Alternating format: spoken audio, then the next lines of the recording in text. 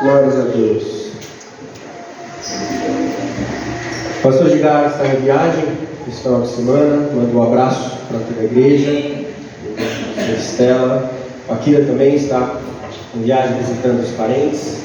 Também deixo um abraço para a igreja. Glória a Deus. Acho que o pessoal aproveitou esse feriado agora de amanhã, né? O pessoal viajou.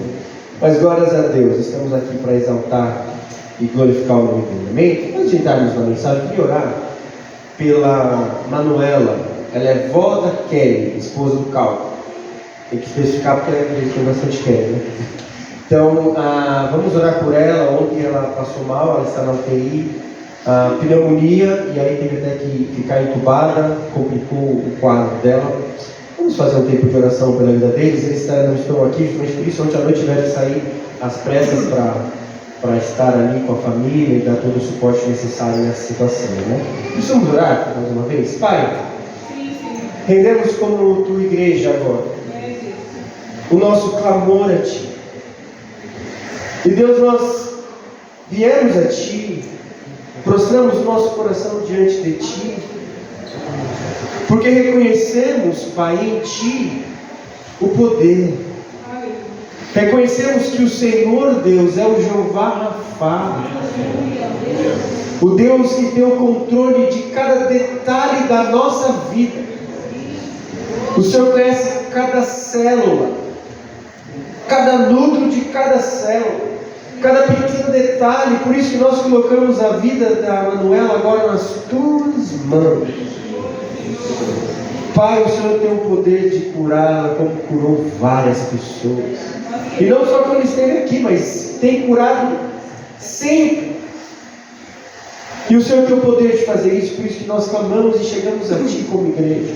E colocamos a vida dela nas Tuas mãos. Põe as Tuas poderosas mãos naquela vida agora, em nome de Jesus. E dê ao Pai ali, ao Cal, a Kelly, toda a família, todo o suporte necessário para este momento. É o que nós clamamos e pedimos, no nome poderoso de Jesus. Amém. Amém? Glória a Deus. Queria que você abrisse a sua Bíblia no Salmo 90. Amém? Salmos número 90. E como a gente sempre vê, né? Como Deus já vem falando desde o começo. O seminarista nosso aqui, Eliezer, abriu o culto do Salmo 27. Tem alguns detalhes também relacionados a esse salmo. É muito importante nós estudarmos hoje. Amém? Mas antes de lermos, eu queria... Alguém pode só apagar a luz ali? Eu queria passar um vídeo de curtinho, 30 segundos. Deixa eu só sair da frente aqui. Presta atenção nesse vídeo, eu acho que você deve ter visto. Espera só botar o som. Dá um pause e volta aí.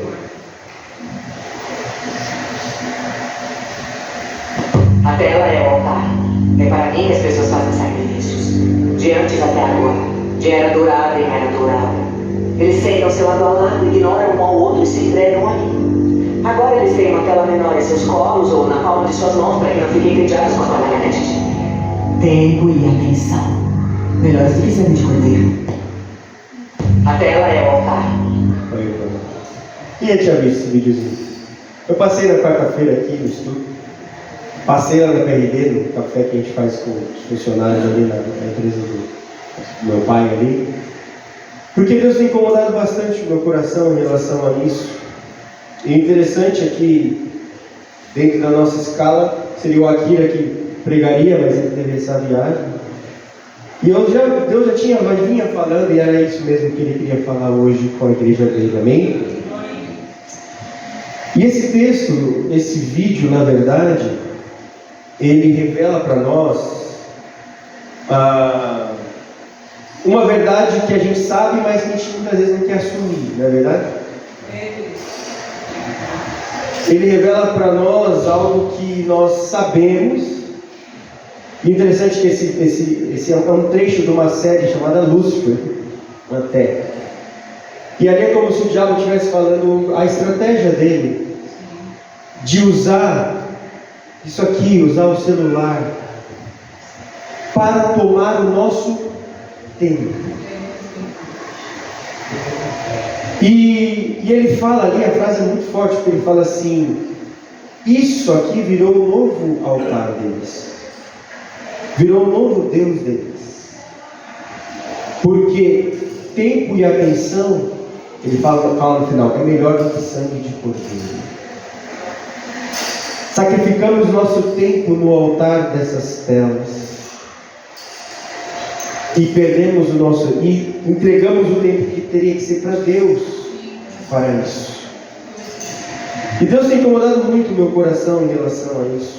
John Piper, um grande pregador americano, ele fala assim: uma das maiores utilidades do Twitter e do Facebook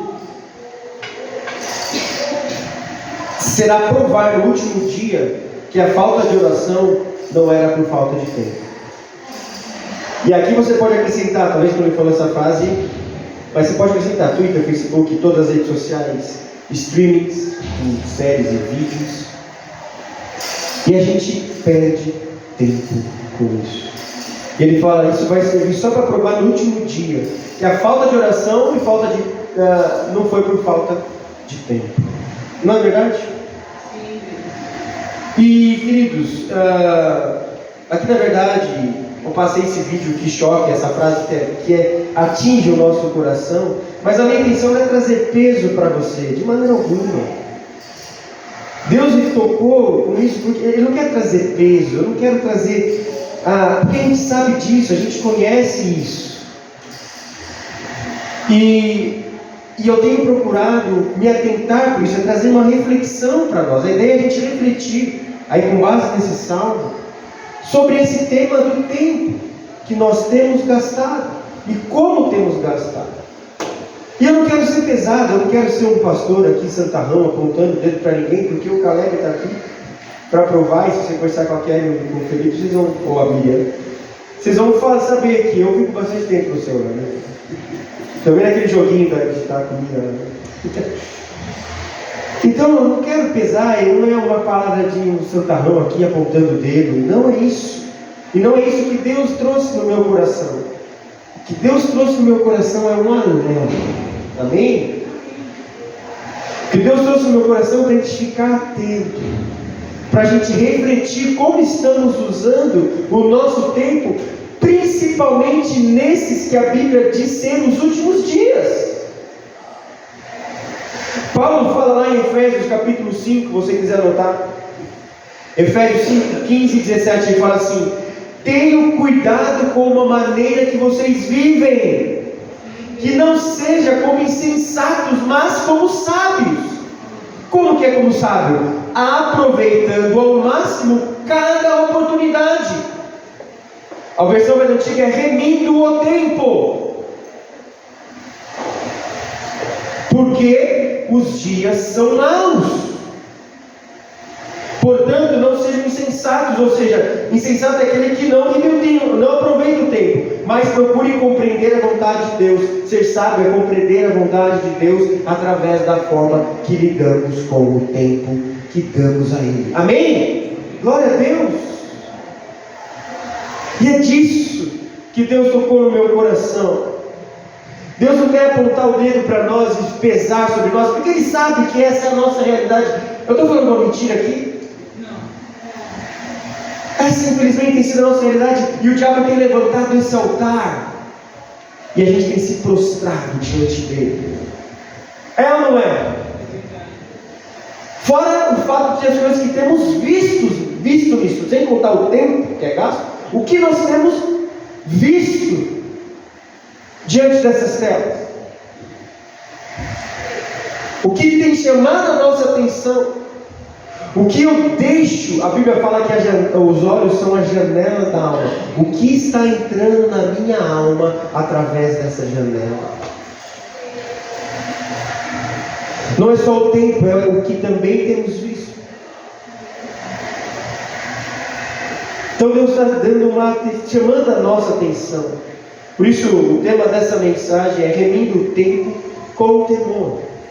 Como remir o tempo com temor. E falando de tempo, esse salmo, ele é fantástico para isso. Vamos ler o salmo, amém? Diz assim o texto: Senhor, Tu és o nosso refúgio sempre, de geração em geração. Antes de nascerem os montes e de criares a terra e o mundo, de eternidade a eternidade, Tu és Deus. Cantamos isso nos louvores, aleluia, exaltando a grandeza desse Deus. Faz os homens voltarem ao pó, dizendo: retornem ao pó, seres humanos. De fato, 1000 anos para ti são como o dia de ontem que passou, como as horas da noite. Como uma correnteza, tu arrasta os homens. São breves como o sono, são como a relva que brota ao amanhecer, germina e brota pela manhã, mas à tarde murcha e seca. Somos consumidos pela tua ira e aterrorizados pelo teu furor. Conhece, Senhor, as nossas iniquidades, não escapam os nossos pecados secretos à luz da tua presença. Todos os nossos dias passam debaixo do teu furor, vão-se como um murmúrio. Os anos de nossa vida chegam a 70 ou 80, os que têm mais vigor. Entretanto, anos difíceis são anos difíceis e cheios de sofrimento, pois a vida passa depressa e nós voamos. Quem conhece o poder da tua ira? Pois o teu furor é tão grande como o temor que te é devido. Ensina-nos então a contar os nossos dias, para que o nosso coração alcance sabedoria. Volta-te, Senhor, até quando será assim? Tem compaixão dos teus servos, satisfaze-nos pela manhã com o teu amor leal, e todos os nossos dias cantaremos felizes. Dá-nos alegria pelo tempo que nos afligiste, pelos anos em que tanto sofremos. Sejam manifestados os teus feitos aos teus servos e aos filhos dele o teu esplendor. E seja sobre nós a bondade do nosso Deus soberano. Consolida para nós as obras das nossas mãos. Consolida a obra de nossas mãos. Mais uma vez, Senhor, diante da tua palavra, Pai, venha falar com a tua igreja, como o Senhor tem falado comigo. Venha nos levar a essa reflexão. Venha nos levar àquilo que o Senhor deseja que nós aprendamos nessa manhã. E que nós possamos aprender não apenas com a mente, tendo mais conhecimento do contexto, do que fala o texto, não, Deus, mas principalmente saímos daqui com um conhecimento dentro do nosso coração, para mudarmos a nossa vida e agirmos dentro daquilo que o Senhor nos orienta, na prática, no dia a dia, Deus. É o que nós pedimos, fale conosco, porque a palavra é tua, a palavra não é minha. Em nome de Jesus. Amém. Glória a Deus. Esse salmo apresenta para nós muito a questão do tempo, né? E a gente vai ver hoje, né, baseado aqui nesse salmo tão lindo, o segredo para conseguirmos remir o tempo. A mensagem é remir o tempo com temor. E aqui nós vamos aprender o segredo de remir o tempo com uma vida temente a Deus. E já que vamos falar de tempo, a ideia é a gente separar esse salmo nos 3 aspectos do tempo: passado, presente e futuro. É isso que a gente vai fazer. Tentar separar esse salmo passado, presente e futuro, e algumas lições que ele traz sobre isso. Veremos com relação ao passado, o salmista aqui revelando a eternidade e a santidade de Deus. Com relação ao presente, revelando a finitude, nossa pequenez e finitude, e impiedade, em paralelo com a eternidade e santidade de Deus. Só que isso gera e tem que nos jogar para um futuro, que o Salmo também vai falar. Um futuro para buscarmos nossa confiança na graça desse eterno Deus. E temos esperança de conseguirmos sim viver uma vida de relacionamento com Ele, onde no futuro religaremos a nossa vida com Deus, homem e Deus religados. Essa é a nossa esperança. Amém? Então, passado, presente e futuro. É isso que vamos olhar nesse texto aqui. Contudo, é muito importante, ainda mais no ano de Salmos, a gente entender um pouquinho do contexto aqui.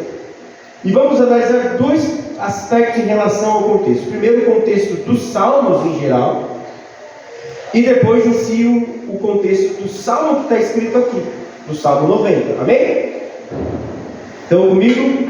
Beleza? Então vamos lá. Antes de entrarmos nesses aspectos do texto, vamos analisar esse contexto. Então, primeiramente, o livro de Salmo, ele é uma coletânea de 5 livros. Não sei se você olhar na sua Bíblia, na Bíblia tem. Antes do Salmo 90 está escrito assim, 4 livros. Está escrito aí na sua Bíblia, 4 livros, ou em números romanos, livro, 4 livros. Está escrito? Por quê? Porque o livro dos Salmos é uma coletânea de 5 livros. Essa parte aqui, que inicia o 4º livro, que se inicia no Salmo 90, vai até o Salmo 106, ou seja, são 17 livros, 17 salmos que compõem esse 4º livro aqui. E desse texto interessante, tirando o Salmo 90, que nós vamos ver para frente aí um pouquinho mais quem é o autor, e o Salmo 101 e 103, que foram escritos por Davi, os outros salmos desse livro, desse 4º livro, eles não têm um autor específico falando. Por isso que eles são salmos mais diferentes, até é difícil de classificá-los. O Salmo 90, porque temos todas as classificações dos salmos, não quero entrar nesse ponto aqui, mas o Salmo 90 é um salmo difícil até de entrar nessas classificações que são feitas pelo salmo, porque é um salmo muito rico e a gente vai olhar aqui isso hoje. Ok, mas então o que esses livros, todos esses 5 livros são? O que são esses salmos? O que contém nesses salmos? E a resposta está no título desses livros. Salmos, na tradição no hebraico, no grego, na verdade, a Bíblia hebraica ela foi traduzida para o grego, a conhecida Septuaginta. E o título que os gregos deram para o salmo foi psalmoi, ou psaltério. Algumas Bíblias antigas era saltério, já viu? Já ouviu falar de saltério? E o que é esse saltério? Saltério foi resumido depois para cânticos de louvor. E da onde vem? Qual a raiz dessa palavra saltério? Saltério era o nome de um instrumento musical milenar. Era o nome desse instrumento. Lá no Salmo 32, se você quer anotar, 33, versículo 2, fala: louvar o Senhor com harpas, liras. Na minha Bíblia fala lira de 10 cordas. Era esse instrumento.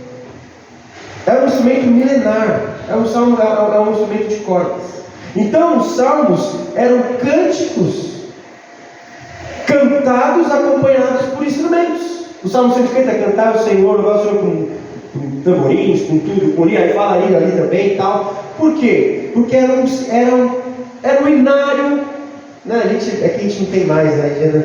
Eu acho que eu peguei o finalzinho dessa época, né, Denise? De que a gente, o inário vinha com a Bíblia, né? A gente vinha com a Bíblia e com o inário, né? Eu lembro que meu pai vinha com a Bíblia e o inário. Você tinha o inário, né? Mas a gente não canta, eu até acho muito ruim. A gente tem que cantar, porque tem muitos hinos maravilhosos, né? Com as letras assim, ó, bem melhores do que as de hoje em dia aí, onde o homem é o centro e não Deus. Bom, fecha os parênteses. Então, beleza. Salmos, ele é então esses cânticos de louvor, ok? O título dele no hebraico, né, na Bíblia hebraica, é Sefer Tehillim, que significa louvores, livro dos louvores. E a palavra Tehillim, ela está relacionada a aleluia. A raiz dela é aleluia, que significa louvai a Yahvé, louvai ao Senhor. Amém? Então, resumindo, o livro dos Salmos era o livro que continha os cânticos do povo de Deus daquela época. E outra coisa interessante em relação aos Salmos, eles são escritos numa forma literária, e eles estão na Bíblia hebraica dentro dos livros considerados livros de sabedoria. Por que os livros de sabedoria, junto com Provérbios, Eclesiastes, Cantares e tal? Qual é a ideia dos livros de sabedoria? Os livros de sabedoria, aí a gente tem que entender o que é essa sabedoria. E sabedoria não é questão do temor do Senhor, mas sabedoria no quesito literatura, né? uma forma literária. Para o judeu, sabedoria, esse tipo de sabedoria é o seguinte, vou tentar falar e explicar aqui. A sabedoria era o óbvio seguido do inesperado, com um tom de ironia. O que é isso? Como se fosse uma charada. Quando alguém vem fazer uma charada para nós, a gente fica meio perdido, não entende na hora. Mas quando é explicado a charada, o que a gente faz? Era isso? É o óbvio inesperado. E com tom de ironia, porque se quem faz a charada no final você fala assim, não é? Você não entendeu? Não dá isso. Então isso era a sabedoria, essa forma literária, que foi escrito cada ação. Amém? E por que isso? Para trazer a memorização. Para fazer o povo memorizar. E além disso, além dessa forma, ele era escrito como poema, poesia. Só que poesia hebraica, não a nossa poesia. A nossa poesia hoje, ocidental, é uma poesia focada muito no ritmo e na métrica, certo? No ritmo que as palavras dão e na métrica. Para o hebreu não, para o hebreu o foco da poesia era sobre os paralelos. Isso a gente vê no Salmo, claríssimo o paralelo entre a eternidade de Deus e a finitude do homem, não é? De eternidade a eternidade tu és Deus, e o homem vive só quanto? 70 ou 80. Tu está vendo como ele faz um paralelo? Essa era a poesia hebraica. Isso fazia também com que eles memorizassem. Por quê? Nem todo mundo tinha papiro, né? Na época era caro, você não tinha isso anotado. Você tinha isso na tradição oral e era falado, inculcado, e aquilo para ajudar a memorizar. Então era uma sabedoria em forma de poema. Glória a Deus! É lindo demais isso. Eu pelo menos me encanto quando vejo essas questões tão profundas da palavra de Deus. Portanto, aqui os salmos eles foram escritos por homens inspirados por Deus, com a intenção de, por meio dessa maravilhosa arte, é uma arte isso aqui, certo? Fazerem os homens inculcarem na mente e no coração os valores divinos. Glória a Deus! Para isso foram escritos os salmos. Eles cantavam. Glória a Deus!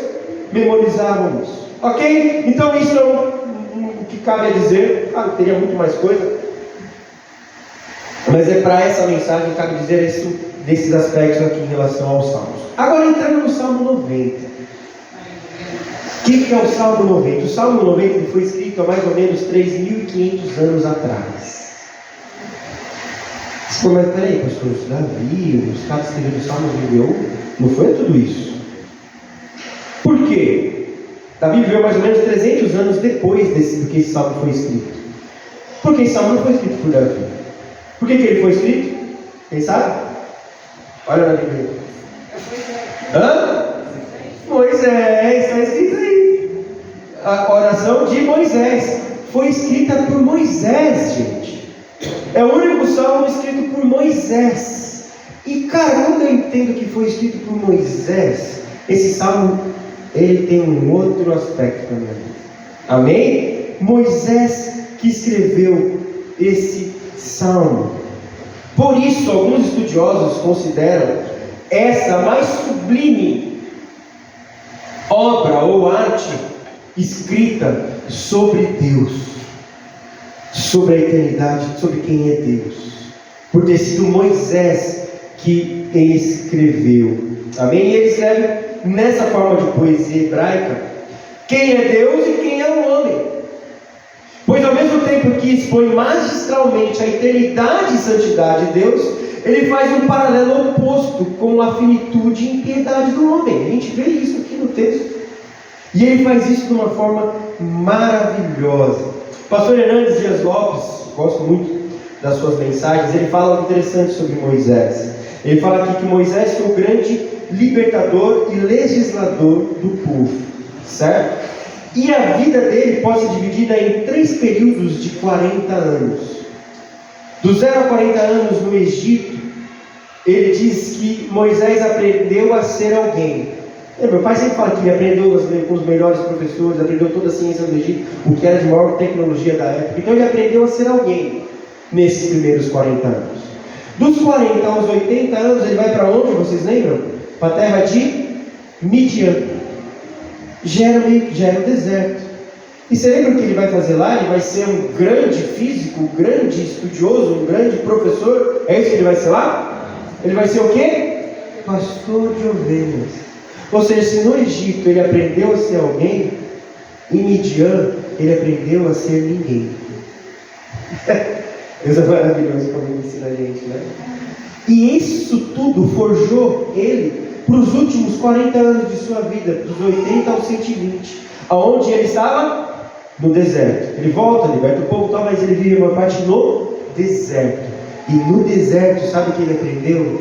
Ele aprendeu que Deus é tudo. Glória a Deus!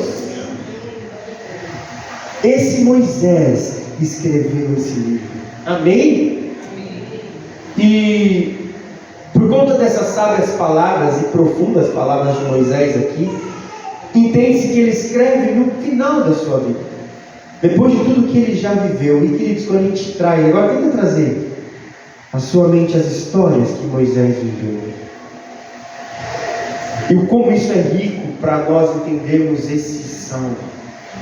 Imagina o que Moisés viu sobre Deus. Para escrever um salmo sobre Deus, imagina o que ele viu sobre Deus. Puxa na sua memória as histórias, desde o seu nascimento.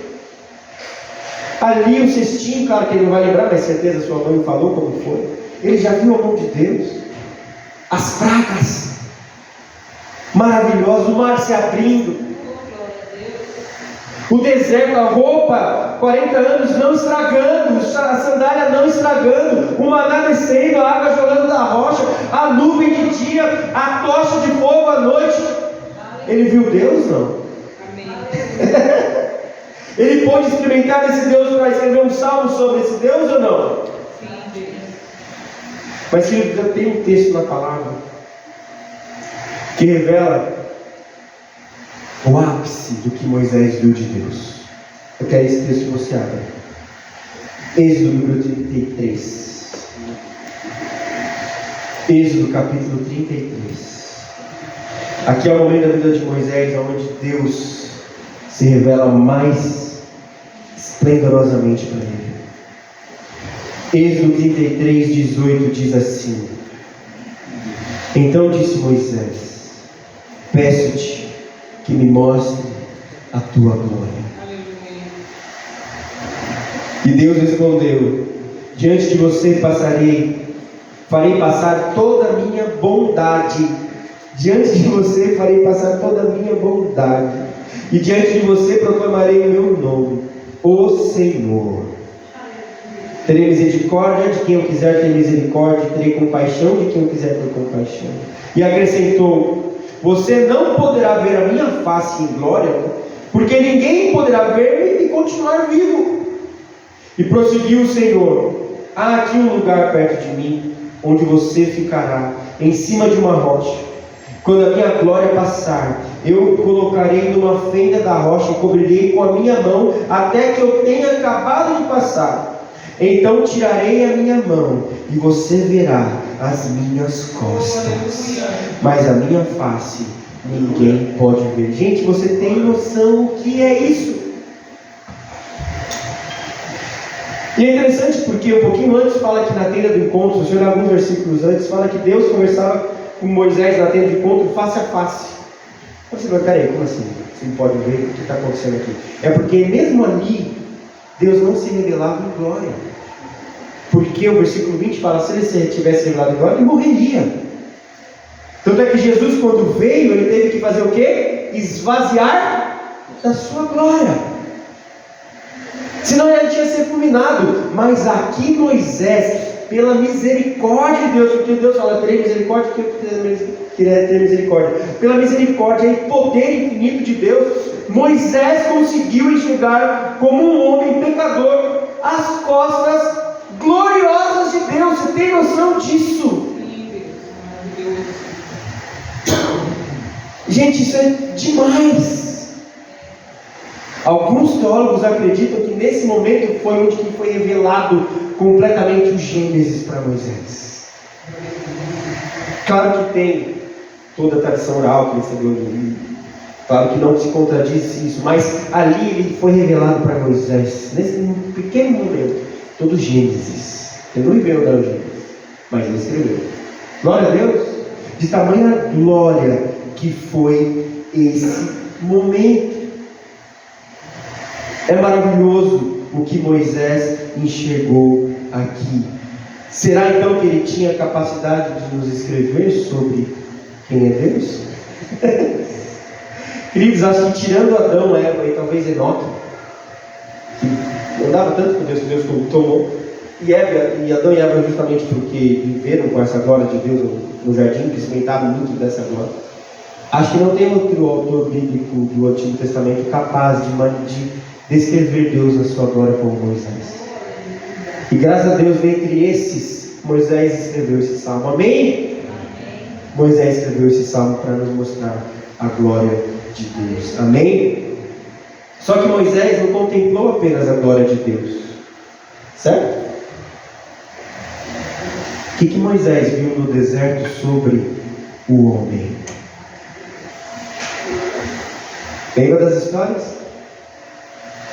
O que Moisés viu do homem, do coração humano naquele deserto?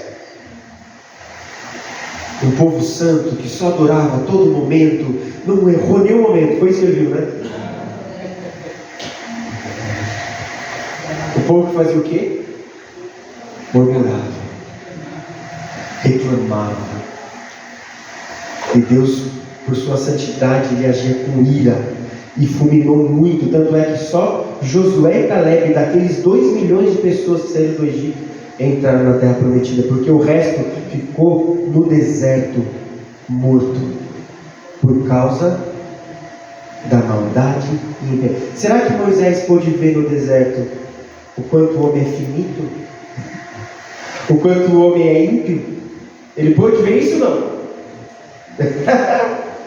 Lembra das histórias? Você imagina Moisés descendo do monte com o rosto brilhando, depois de 40 dias na presença de Deus, recebendo as tábuas da lei, e ele desce no monte e o povo está orando, adorando e orando por Moisés. É isso que ele vê? O que o povo fez, gente? O que o povo fez? Bezerro de ouro. Aí você entende porque Moisés quebra e fica furioso, faz os caras beberem a água, ele derrete o bezerro, põe na água e faz os caras beberem a água do bezerro, ele faz isso. Depois vão e matam 3.000, levitas vão e matam 3.000 desses. Corá, lembra da história de Corá? A terra abre e colhe a família de Corá de Abirão. Lembra dessa história? Sim. E Datã. A terra abre, ele vê o homem na sua mais esplêndida maldade. O texto fala aqui que a bondade de Deus passou por Moisés nesse momento. Glória a Deus, a sua misericórdia, a sua bondade. E diante dessa bondade, ele vê o homem reclamando de Deus. O que o homem fala lá? Quem dera nós estivéssemos no Egito. No Egito a gente tinha carne, a gente tinha cebola, a gente tinha um monte de coisa. Aqui nós só temos essa comida miserável. Você tem noção que o homem falou isso? Desse Deus que ele viu as costas, que é tão bom. Está vendo o contraste? O porquê ele faz esse contraste nesse salmo? É maravilhoso demais. Por isso, no deserto aqui, por isso que ele escreve esse salmo aqui, porque Moisés tem muito claro em sua mente quem é Deus, quem é o homem, e quanto nós dependemos então e carecemos da graça e misericórdia desse Deus. Amém? É isso, esse salmo é isso. Amém? Glória a Deus. Por isso agora olhando, tendo esse pequeno contexto na nossa mente, tanto dos salmos em si, quanto do Salmo 90, vamos olhar esses 3 aspectos do tempo que eu falei aqui no Salmo. Amém? Primeiro aspecto é o passado. O passado, versículos de 1 a 6. Senhor, Tu és nosso refúgio, na verdade 2, né? Antes de nascerem os montes e de criares a terra e o mundo, de eternidade a eternidade Tu és Deus. Aleluia! E por que eu falo passado? Mas Deus está no passado? Não, Deus Eu quero colocar no passado Deus, porque Deus é o único ser que é eterno no passado. Ele é o único. Nós somos eternos a partir do momento que fomos criados. Amém? Mas só Deus é eterno para o passado. Por isso que Moisés fala de eternidade a eternidade. Tu és Deus. Aleluia! E o que isso significa, gente? O que isso significa? Ou seja, só Ele, só Deus é. Só Deus existiu sempre. Isso é bem interessante porque quando pensamos, na eternidade, como eu falei, a gente pensa no futuro, a gente não pensa no passado, mas Deus é esse Deus eterno para o passado. E falo aqui, só Ele é, porque eu poderia falar, só Ele sempre existiu, mas até essa expressão sempre existiu não é suficiente para expressar Deus, a eternidade de Deus. Por quê? Quando eu falo, uso a palavra existiu para Deus, eu passo a entender que houve um momento no qual Ele passou a existir, mas nunca teve esse momento. Ele sempre. Deu para entender? Por isso que quando ele fala para Moisés, o próprio Moisés lá na sarça ardente, Deus, qual que é o seu nome? Ele fala, eu sou o que sou. Por quê? Porque Deus Ele não existiu. Deus é o único ser que não existe. Ele é mais do que existir. Deu para entender? Não é que Ele sempre existiu, Ele é mais que o tempo. E aí é maravilhoso, sabe por quê? Porque Deus cria um tempo justamente para provar que Ele é o único ser além do tempo. O tempo, nenhum cientista, por mais inteligente que seja, nenhum cientista nega que existe. O tempo não existe, certo? Existe o tempo. Não tem como falar que não existe o tempo. Existe o tempo. E o fato do tempo existir só prova que alguém antes do tempo o criou. E só tem um que fez isso: Deus. Aleluia! Ou seja, então Deus cria o tempo para nos revelar o que Ele é, a eternidade. Aleluia! Porque Ele é essa eternidade no passado. Ele é. Ele não existiu, Ele é mais do que existiu. Glória a Deus. Está entendendo isso, não? É a ideia, Ele é o alfa e o ômega. João vai falar lá em Apocalipse, né, em outros textos também fala isso. Ele é o princípio e o fim. Isaías expressa essa mesma ideia quando declara que Ele é o Pai da eternidade. Gente, isso é maravilhoso demais. É muito poder, é muita grandeza. Amém? E aí o texto continua, fala assim, antes de nascerem os montes. Por quê? Porque na tradição judaica, os montes foram uma das primeiras criações de Deus. A criação física, né, de uma matéria, uma das primeiras coisas foram os montes. Então quando Moisés fala, antes de nascer os montes, ele está destacando essa eternidade de Deus. Esse sempre foi. Esse é. Deu para entender? Antes Ele é, hoje Ele é, amanhã Ele é. Ele é. Aleluia. Então ele destaca os montes por causa disso. Porque os montes eram uma referência para os judeus. Aí você quiser anotar a referência sobre isso, é o Salmo 93, 1 e 2 e Provérbios 8, 23 a 25.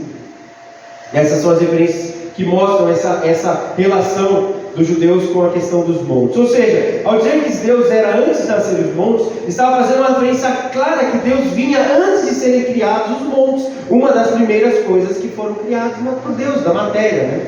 Além disso, no versículo 4, ele fala assim, de fato 1000 anos para ti são como o dia de ontem que passou, como as horas da noite. O que ele está mostrando aqui? O dia de ontem que passou, por mais que eu viva a eternidade, eu não vou recuperá-lo. Gente, tem noção quanto isso é sério? Quando ele fala, então Deus é, para 1000 anos para Deus é só como o dia que passou, ele é eterno. É isso que ele está querendo dizer. Além disso, quando ele fala o dia de ontem passou, como as horas da noite. Quem tem a tradução vigília da noite aí?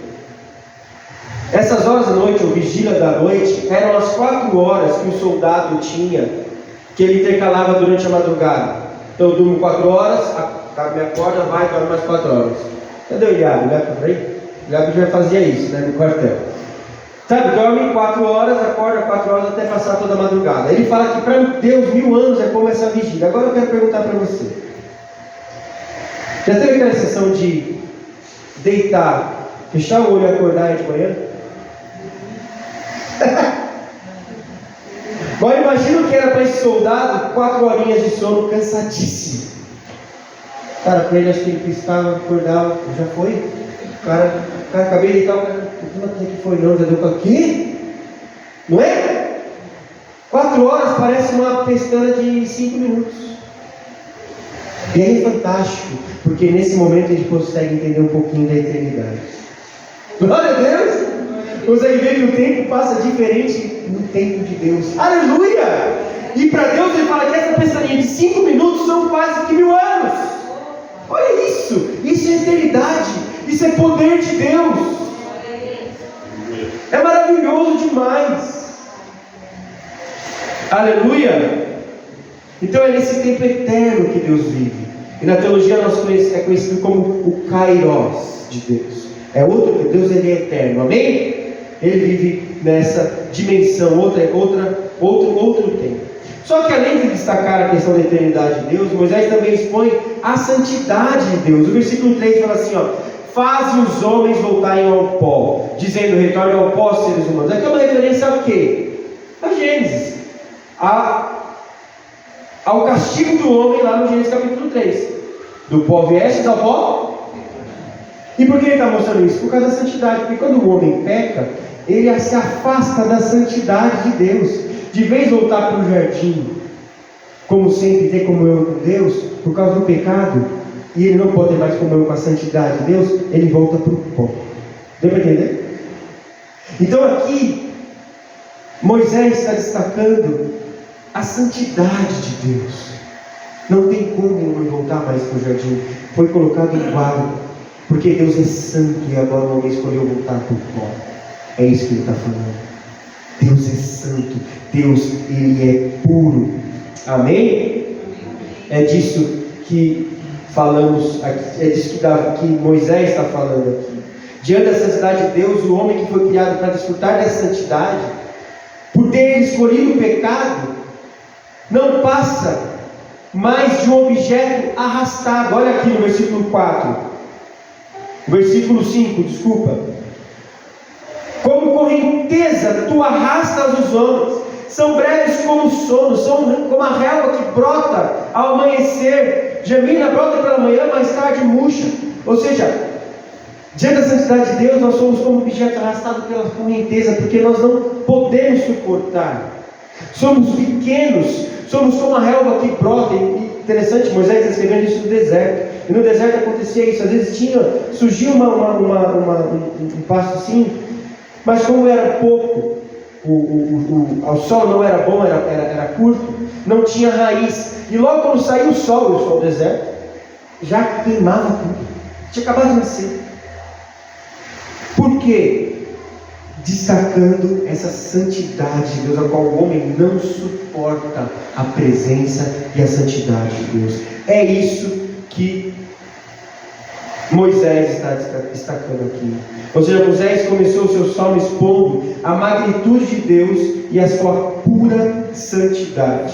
Portanto, olhando para o passado, enxergamos Deus que está além do tempo e por isso valoriza muito o tempo, amém? E além disso, ele é puro em sua santidade, por isso não compactua com o nosso pecado, amém? É isso que, olhando para o passado, nós vemos. Imagina, eu quero, além disso, trazer uma ideia do que a eternidade é mais. Eu já vi um filme chamado O Preço do Amanhã?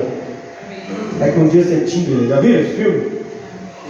Para quem não viu, eu só vou falar algo do filme, não vou dar spoiler. Nesse filme, as pessoas têm aqui no busto um relógio digital que fica com uma tatuagem no pulso, mas ela vai diminuindo o tempo que você tem. E nesse filme a moeda de troca é o tempo, né? Para quem assistiu. Então você faz alguma coisa, você vai lá, recebe o tempo de alguém, você passa o tempo a alguém, pegando na mão, fazendo assim, aí você transfere o tempo. Então fez alguma coisa? Vou transferir 2 anos para você. Vou transferir E você também podia ir nos bancos de tempo. Então tinha um cara que era dono do banco, tinha muito tempo, e ele dava o tempo para as pessoas recebiam o tempo no banco também, nas caixas eletrônicos de tempo, e recebia tempo assim. Enfim, essa é a ideia do filme.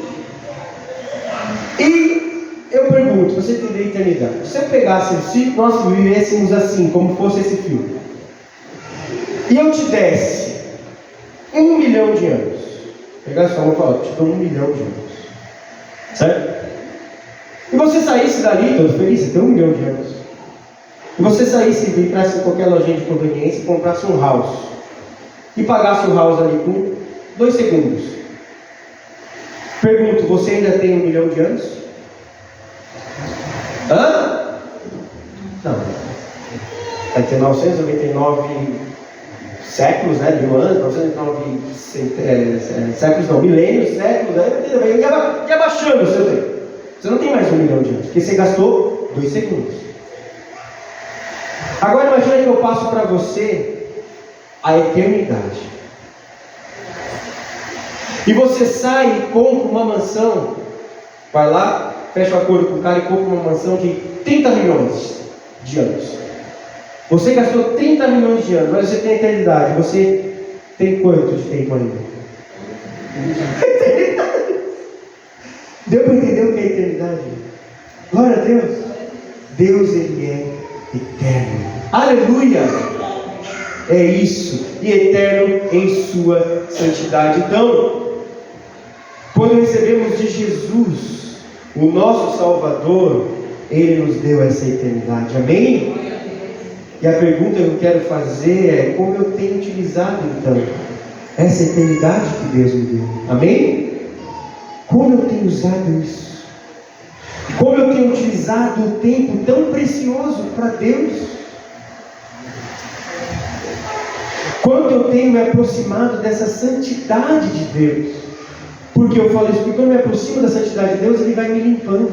Amém?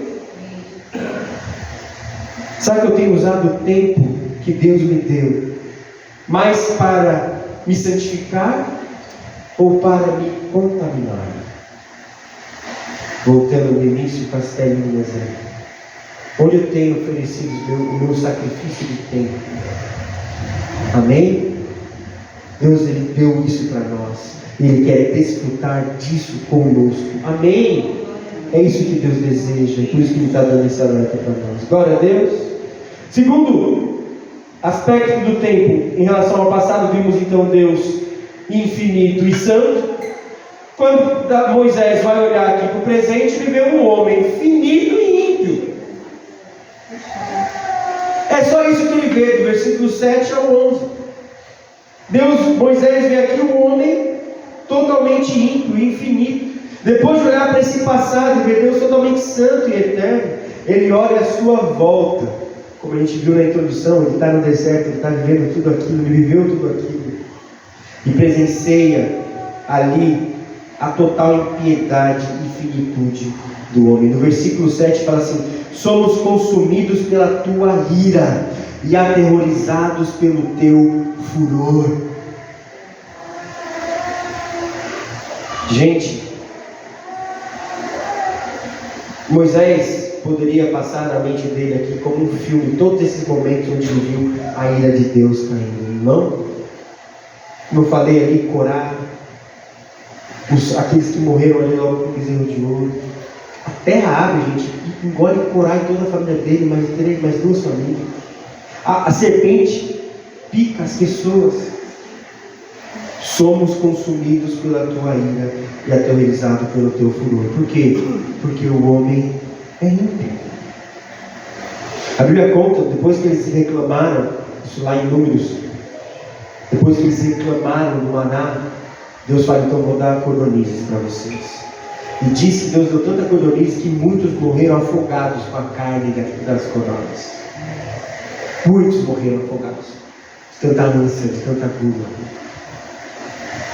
Ira de Deus. Somos consumidos pela tua ira e aterrorizados pelo teu furor. O contraste da santidade de Deus Essa é a impiedade do homem, e esse contraste é onde Deus manifesta a sua ira. E Moisés viu isso assim, de uma maneira profunda, nos 40 anos de deserto ou não? Viu muita coisa, muitos morreram. Isso tudo aponta então para a impiedade do homem. Ele, porque mesmo diante da mais incrível manifestação da bondade de Deus, que eles viam no deserto ou não? E misericórdia de Deus, eles viam ou não? Mesmo assim eles recusaram. Eles murmuraram, eles reclamaram. Graças a Deus a gente é bem diferente, né?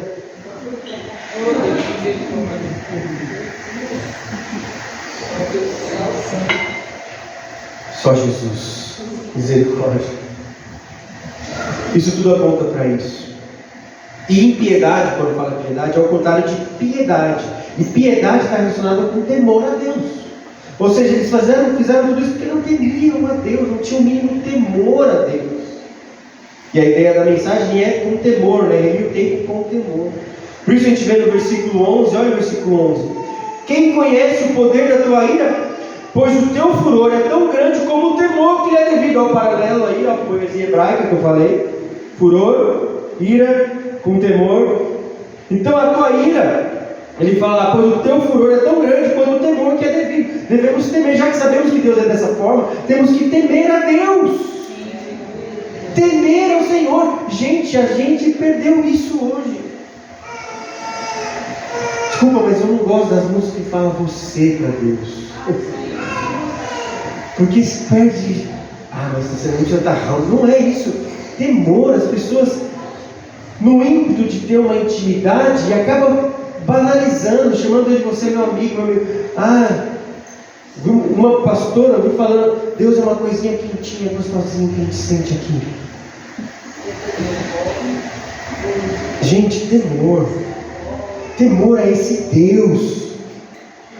Está faltando isso. E mais, olha o versículo 8. Ele fala assim: conhece as nossas iniquidades, não escapam os nossos pecados secretos à luz da tua presença. Gente, isso não dá um temor? Isso não dá um temor? Deus conhece tudo, ou seja, Deus não conhece apenas aquilo que eu realizo, Deus reconhece as intenções do meu coração. Mostrando o quanto, com isso, Moisés falou o quê? Olha o quanto você não pode nada. Quanto você é ímpio e mau. Ou seja, Deus não conhece apenas os nossos pecados praticados, mas também os nossos pecados intencionados. Ou seja, Deus conhece a motivação do nosso coração. Assim, diante da luz da sua santidade, não existe pecado que consiga se esconder. É isso. É esse contraste que ele está fazendo aqui. E além da impiedade, Moisés também revela a finitude do homem. O versículo 10. Os anos de nossa vida chegam a 70 ou a 80 para os que têm mais vigor. Entretanto, são anos difíceis e cheios de sofrimento, pois a vida passa depressa e nós voamos. Aqui está claro. Eu pergunto para você, o que são 80 anos, que ele fala que é o máximo? Alguns passos ainda que ser limitado, mas o que são 80 anos? De 90 que seja 100 anos. Perto da eternidade? Nada! Depois de declarar a eternidade de Deus, ele vem falar que o homem vive 80 anos. O que ele está falando com isso? Gente, nós não somos nada. Somos finitos.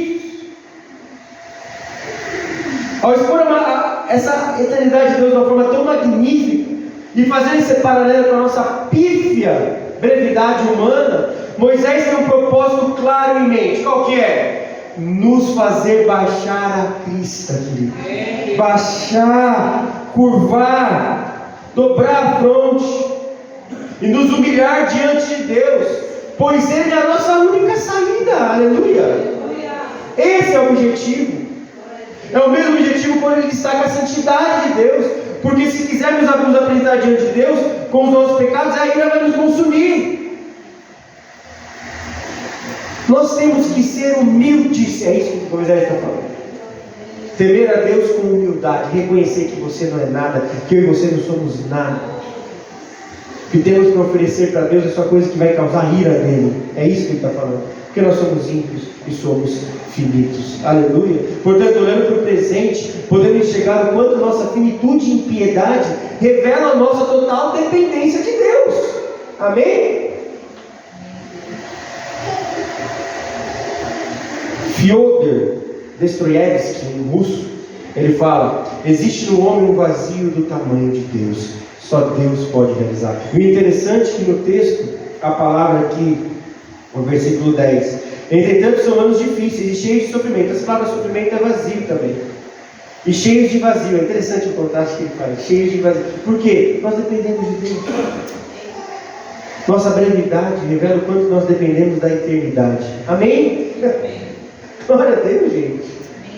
Maravilhado com a palavra de Deus. E eu pergunto, como eu tenho me enxergado? Será que eu reconheço de verdade minha finitude e limitação? Ou eu acho que eu sou a última bolacha do pacote? Será que eu tenho baixado a crista diante de Deus? Ou eu tenho tentado resolver e mostrar para Deus que eu sou alguma coisa? Querido, não faça isso.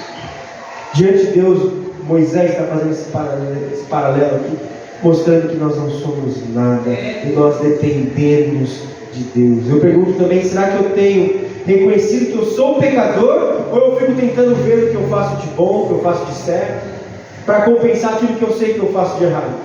Não adianta. Diante de Deus você tem que reconhecer o seu pecado.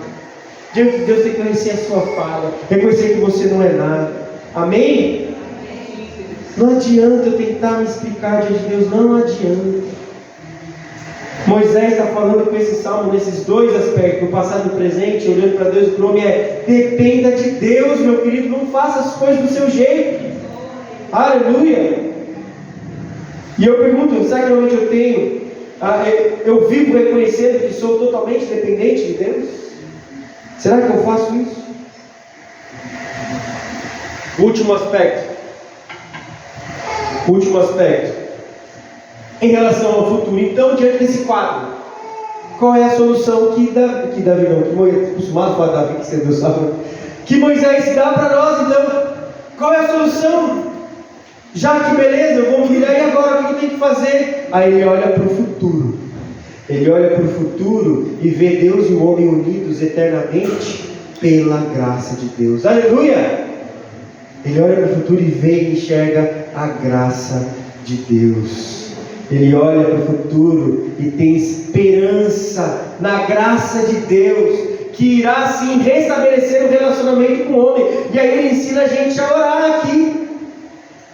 Moisés tinha esperança em Deus, pois confiava na misericórdia. Versículo 13, ele vai falar assim: volte, Senhor, até quando? Tem compaixão do teu servo, misericórdia. Ele confiava na misericórdia de Deus. Ele confiava, no versículo 14, no amor de Deus. Ele fala: satisfaz-nos pela manhã com o teu amor leal. E esse amor leal, a palavra aqui é o Hesed. O Hesed está ligado com o ágape do hebraico, do grego. Hesed no hebraico é ligado com o ágape, esse amor incondicional, esse amor leal, esse amor que Deus ama independente do que nós fazemos. Esse amor que mostra a fidelidade de Deus a Ele mesmo e não a nós. Porque mesmo que somos infiéis, Ele permanece fiel. Amém? Moisés cria nesse amor e nessa graça. Versículo 17: e seja sobre nós a bondade, a graça de Deus. Então ele confiava na misericórdia, no amor e na graça de Deus. Por isso, depois de revelar a realidade do passado, apontando para o esplêndido Deus, e a calamidade do presente, apontando para a nossa condição miserável, Moisés nos ensina então agora a buscar esse Deus, que é aquele que age, que vem agindo desde os tempos eternos, em busca do homem. Aleluia! Glória a Deus!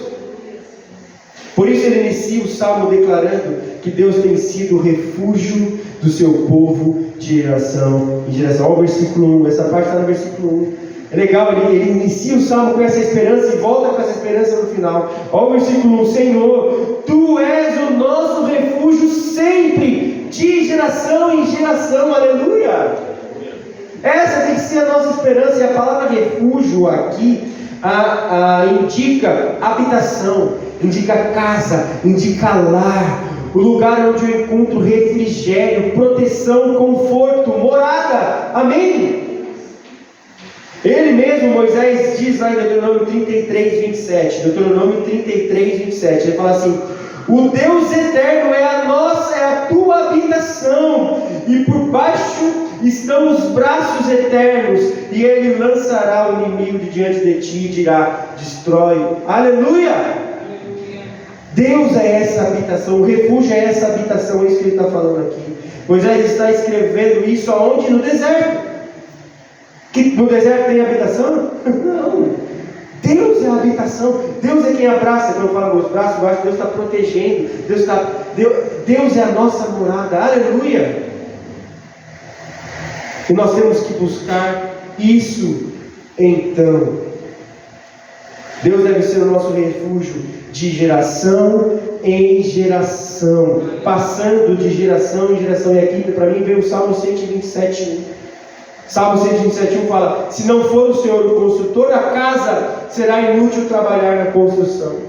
E é um salmo que ele estava falando para os filhos ali, fala dos filhos mais à frente. Ou seja, eu tenho que entender que Deus é a minha habitação, Ele é o construtor da minha casa, Ele é o meu refúgio, meu lugar seguro. Aleluia! E eu tenho que passar isso para os meus filhos, de geração em geração. Glória a Deus!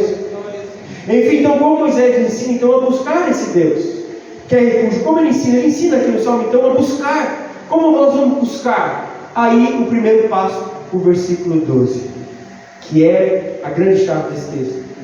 Ensina-nos a contar os nossos dias, para que o nosso coração alcance sabedoria. Amém? O primeiro passo então para buscarmos a Deus é saber contar os nossos dias. Aleluia! Aleluia!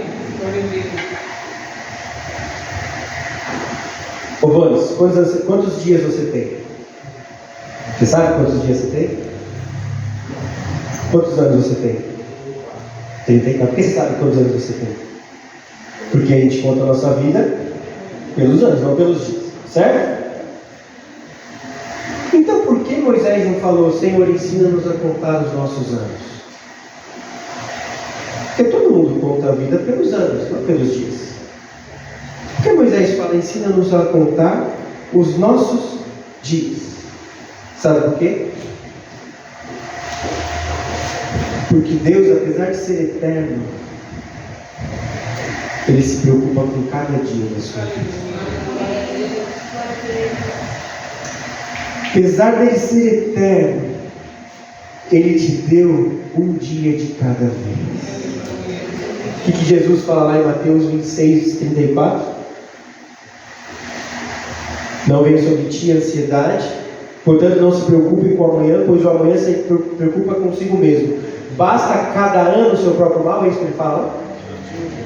Basta cada dia o seu próprio mal. Por quê? Porque Deus se preocupa com os nossos dias. Deus quer estar conosco diariamente. Amém? O Deus eterno se preocupa com um dia da nossa vida. Você tem noção disso? Você tem noção que maravilha que é isso?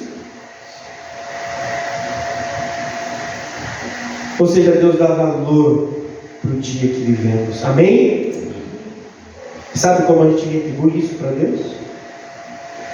Como a gente retribui esse valor que Ele dá para cada dia nosso? Sabe como? O versículo anterior de Mateus 6, Mateus 6:33, que é conhecidíssimo, que fala o quê? Buscai, pois, em primeiro lugar o reino de Deus e sua justiça, e todas essas coisas vos serão acrescentadas. Ou seja, você quer dar valor para o dia que Deus, que é eterno, dá tanto valor para esse dia? Busque a Deus em primeiro lugar. Aleluia! Quer contar os seus dias? Dê prioridade a Deus. Amém? Dê prioridade a Deus. E Moisés diz o que no versículo 12? Quando nós contamos os nossos dias, ou seja, damos prioridade para Deus, o que acontece? O nosso coração se enche e alcança o quê? Alcança o quê no texto? Sabedoria. Quando eu busco a Deus, priorizando o dia, assim como Ele prioriza, priorizando a presença dEle na minha vida, eu alcanço sabedoria. Entendeu agora o porquê o diabo levantou esse altar? Entendeu por que o diabo levantou esse altar? Esse altar? As telas? Porque ele sabe que quando eu conto os dias na presença de Deus, eu sou sábio. E aí ele não tem tanta força contra mim. Mas quando eu não meço o tempo, não conto os dias, priorizando o que Deus quer, automaticamente, se eu priorizo a Deus contando os dias, eu alcanço sabedoria. Se eu não faço isso, eu não sou sábio. E não sendo sábio, eu sou presa fácil na mão do inimigo. Por isso que para ele o tempo é tão importante. Acho que eu já falei aqui uma outra história. Um pastor conta que no inferno estava tendo uma reunião. E aquela mesa com os demônios e o diabão lá na ponta. Reunião. E aquela reunião, todo mundo gritando, preocupado como que ia fazer, aquele vai vencendo, está destruindo nossas portas, e o que a gente vai fazer com esse homem, com essa igreja, com essas pessoas que... E estava aquela discussão, e pensando, não, vamos colocar isso, vamos fazer aquilo. Imagina aquela, sabe aquelas reuniões? E estava aquele barulho e tal. E só que chegou um momento sempre na reunião, quando alguém fala, né? Aí foi todo mundo baixando, sentando, e todo mundo olhou para quem estava na ponta da mesa. Demônio, diabão, Lúcifer. Todo mundo olhou para ele e ele só falou assim: tempo. Aí ninguém entendeu e ele falou: tira o tempo deles, vocês vão acabar com eles. É exatamente isso. É exatamente isso, porque ele sabe que o tempo, contando os dias com prioridade para o Senhor, ele sabe que ele não tem forças contra nós, porque Deus vai nos dar sabedoria. E Provérbios fala que o que é o princípio da sabedoria? Temor do Senhor. Remir o tempo com temor. Aleluia! Isso é contar os dias. Glória a Deus! Glória a Deus! Portanto, a gente busca a Deus conforme contamos os nossos dias. E fazemos isso à medida em que damos prioridade ao nosso relacionamento com Deus a cada dia que vivemos. E não só a cada domingo aqui 2 horas. Não, a cada dia. Glória a Deus! E o segundo passo, então, para buscarmos a Deus nesse futuro é viver pela graça. Versículo 17: e seja sobre nós a tua bondade, a tua graça, a graça do nosso Deus soberano. Consolida então para nós as obras das nossas mãos. Consolida as obras das nossas mãos. O que Moisés está falando aqui? Moisés nos ensina a orar pedindo que Deus coloque sobre nós a sua graça, e assim confirmar as obras dele nas nossas mãos. E repete isso 2 vezes, porque ele quer enfatizar isso. A ideia é que depois de adquirir sabedoria, por priorizar nosso relacionamento com Deus, devemos realizar a obra de Deus pela força da graça dele, não por qualquer outra força. Amém? Temos que buscar a graça de Deus, através dessa graça de Deus, ter forças para realizar as obras que Deus preparou para nós. Efésios fala de obras, nós somos predestinados, escolhidos para as obras guardadas, realizadas de Deus antes da criação do mundo. Deus já tem a obra, Deus já tem o que Ele quer que a gente faça, mas a gente tem que viver debaixo dessa graça. Por isso a segunda maneira de buscar a Deus é vivendo pela graça.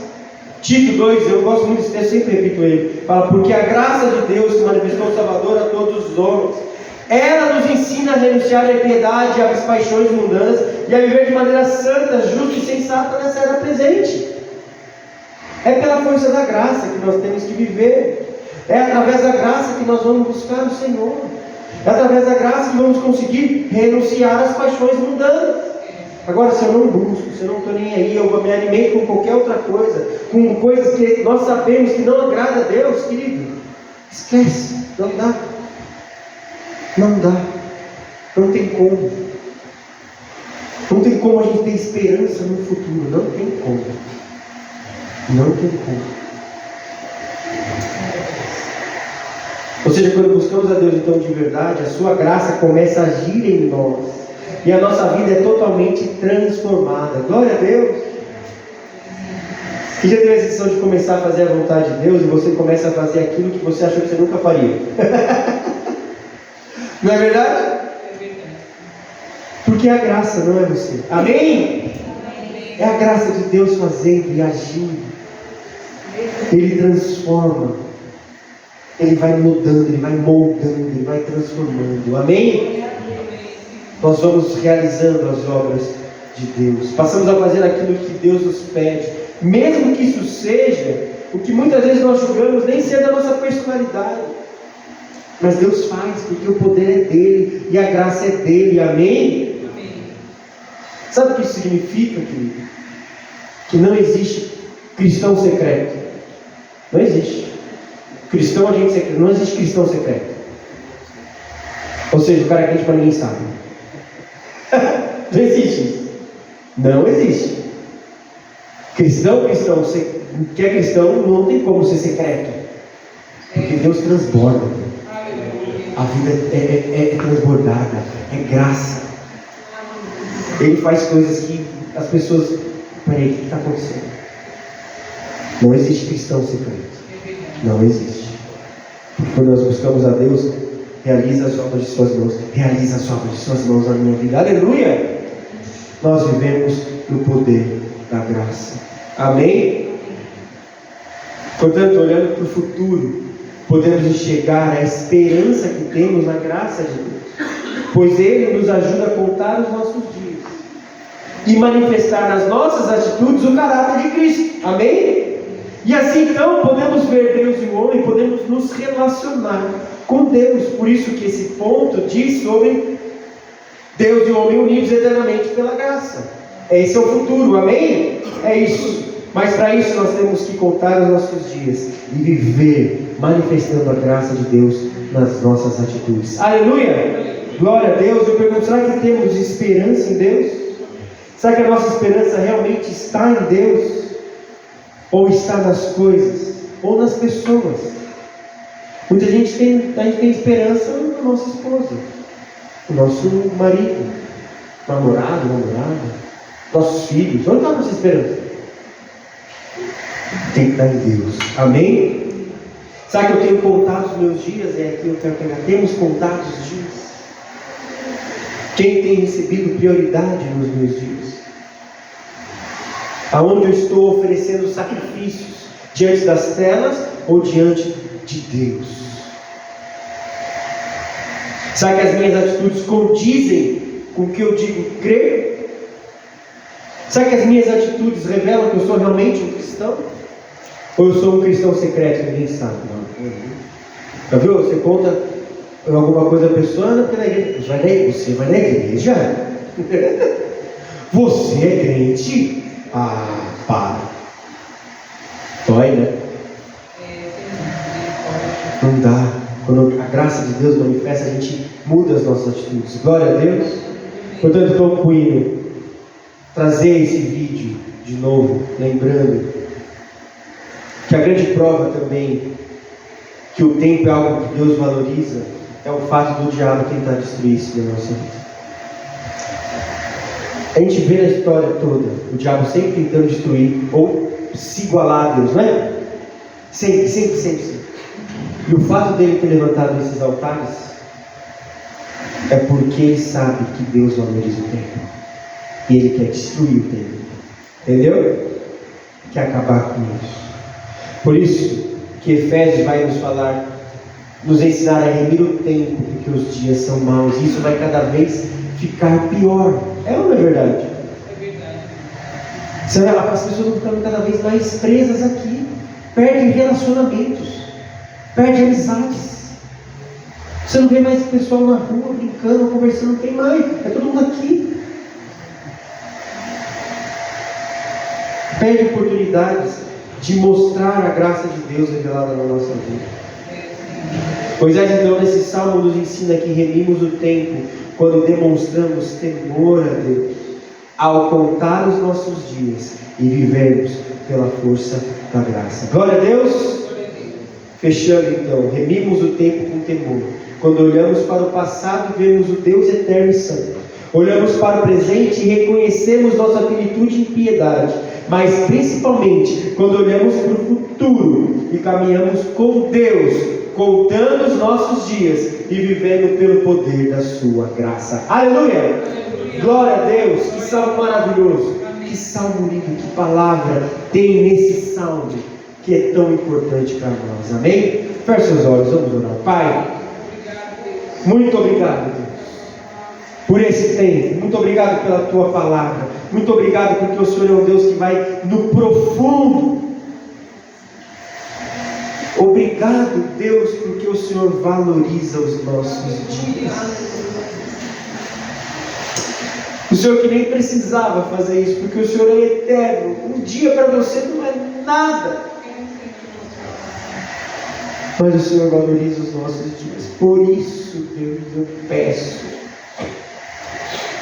nos ajude, Pai, a contar os nossos dias.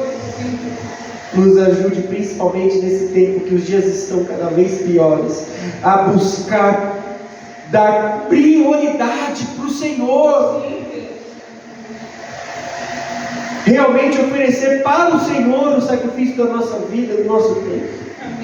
E não para nada mais. Nos ajude a fazer isso. Nos ajude a caminhar assim, remindo o tempo, temendo o Senhor, através da contagem dos nossos dias, priorizando a Ti e vivendo em nossa vida a Tua graça, manifestando a Tua graça, manifestando quem Tu és neste mundo.